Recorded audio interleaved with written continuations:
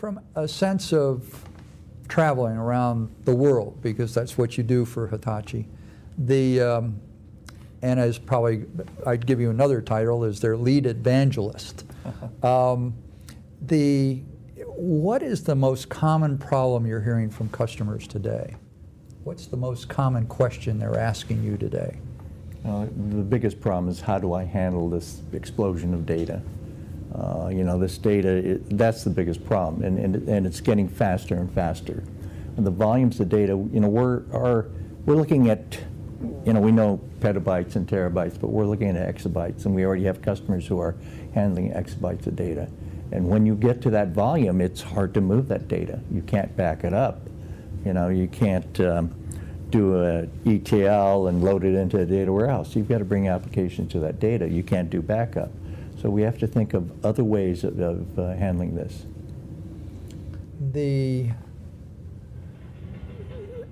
If you look at the marketplace, there's clearly huge customers. And then there's sort of a mid-tier customer, and then there's, you know, the mom and pop shop that uses IT to run their business. Who's driving the requirements? Is it the really large guys, or is it the thousands upon thousands of mom and pop companies that basically need IT to support their business? Yeah, well, there's the big companies, of course, they're on the leading edge, and they had the problem, the most problem with all this expansion of data, and how do they store it, how do they find things in it, and how they use it to their use. There's also what we used to call the mid-range user. Now the mid-range, because they now have things like virtual machines that scale up and they require enterprise-class systems, they're driving the need for that sort of technology down into a smaller footprint, okay, and more usable, simpler to use. I think the mom and pops, you know, for them, the best way is to go through the cloud. Okay, and have somebody else worry about the infrastructure and just be able to use services. Another term, another concept that gets a ton of play every day of the week, the cloud. The Hitachi Data Systems has recently announced several different programs within the cloud. Would you like to run through a couple of the key ones for us? Yes, to have a cloud, and that means, you know, self-provisioning and pay-per-use and all that. What it's based upon is the ability to virtualize infrastructure so that you can make changes in the infrastructure, you can add assets to it and still leverage those assets while you're adding more functions to it. So we support a private cloud, and we support things like a content cloud. We have a content platform where we can ingest things all over RESTful interfaces into a cloud, don't have to back it up, and be able to index, search it, keep it secure, okay, multi-tenancy so multiple users can share those resources. We also have starting to offer information clouds where we're now doing some analysis.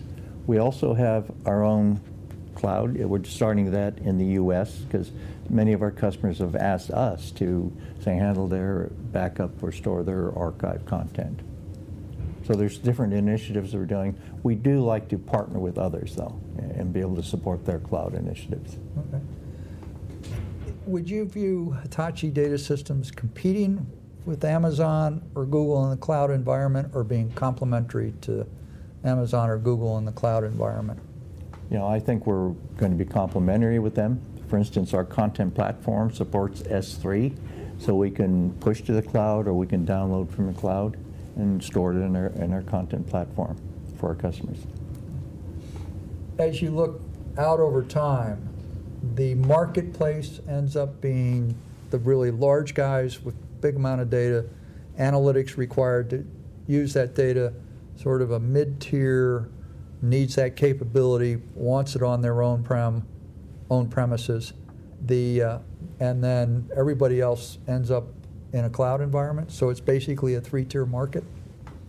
Yeah, I think the cloud is a reality. I mean, we use, as Hitachi Data Systems, we use some of the cloud. We put some of our information into the cloud. The cloud there'll be hybrid models, there'll be private models, and I think that it's primarily a use model. Okay, it's a self-provisioning, it's pay-per-use. Okay. Another topic that's hot in the marketplace is cybersecurity. Mm-hmm. There, at least in the DC market, you hear all the time about the Chinese trying to hack, the Pentagon. Mm-hmm. From a cybersecurity standpoint, is this an initiative that Hitachi is taking on? Yes, and the security has to start right when you design the product. It has to be from inside out. You can't put security on top of something that already exists. So we've done that from the very beginning: separation of control and data, okay, role-based access, okay, partitioning. I mean, we virtualize, but which allows many people to share resources, but at the same time you need to partition it so that these users don't see each other's data. There's no data leakage, escalation of rights and privileges. So that has to be built in from the architecture from day one. And then that also, security is not just one thing, so it also has to interface with the network, has to interface with the server, the applications. So security is a key focus of ours from the design up. Okay. At any point in time, will Hitachi be bringing to market a set of software solutions around security? Excuse me, Tom. Could you phrase that again? I'm just getting a Siren. We'll let the siren go by. And if they decide to blow up the lot next door, he also stops for that. From a cybersecurity initiative, is Hitachi looking at the software side of that as well? Yes, we are. There is a lot of initiatives underway. We are active in a lot of the security associations. In fact, one of our people serves on the ABA. I mean, it's more about evidence, but on the security side. What's interesting is that with these multi-core processors and the way we architect our systems, where we have data movers and data management, those data management are quad-core processors. So in those processors, we can do other things than just manage storage. Okay. For instance, in our NAS product, we do dedupe through the combination of hashing in the hardware and then comparing the hash in the management software. With those multi-cores, we can start to do additional things around security. Okay. And so that opens up a lot more opportunities, put more software protection into our systems. If you look at the solution sets that are in the marketplace today, virtualization clearly is one of the key items. Analytics is one of the key items. Big data is one of the key items. What other solutions are driving your customer bases? Let me rephrase that. What other solutions are your customers asking for that are driving you to go develop? Well, there's also the need to simplify.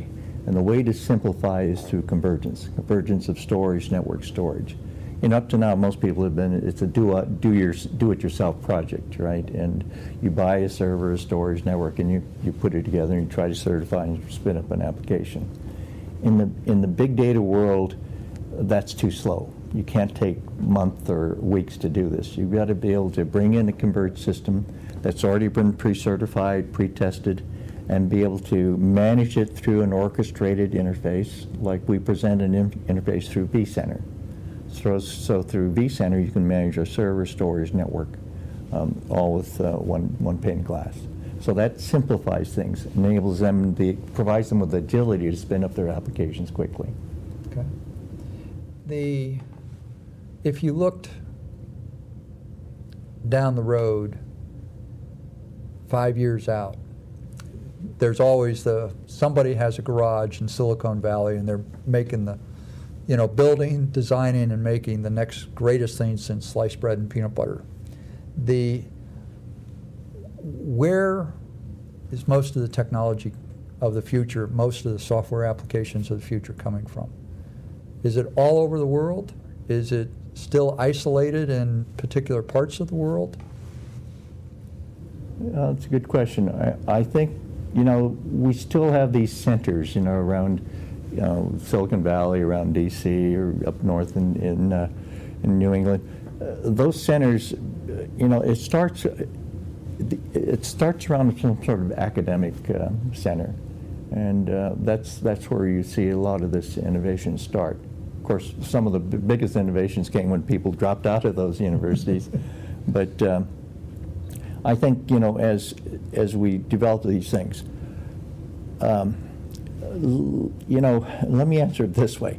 One of Hitachi limits, our core corporate strategy has been social innovation, okay? Now, social innovation is where we create things that will advance the society, social infrastructure. And I don't think people give that as much credit. Like, for instance, a child today in Africa with a smartphone has access to more information than President Clinton had. You know, Time magazine wrote about that. But that child in Africa can't use that information or take the value from that information that child here in Washington, D.C. can do it, because the social infrastructure is not there. So with social innovation, we want to be able to provide the same water, the same chances for education, for transportation, for that child in Africa so that he can develop. You know, you've been to countries where, you know, you stay in 5-star hotels, and then you step outside and the infrastructure's not there. And the streets are littered, you know, and because people are not taking care of the social infrastructure to advance. The Roman Empire was a great empire because they built aqueducts, they built baths, they built roads, social infrastructure. And instead of bringing all the wealth back to Rome, they built the infrastructure wherever they went, and that's why we have cities like Madrid, we have Istanbul, we have, you know, Frankfurt, because they built social infrastructure, London. So that's why Hitachi is interested in social innovation, why we think that is so important. One of the key elements of social infrastructure is the information technology, and that's one of the underpinnings of this. And that's why Hitachi Data Systems is in the picture working with Hitachi Limited.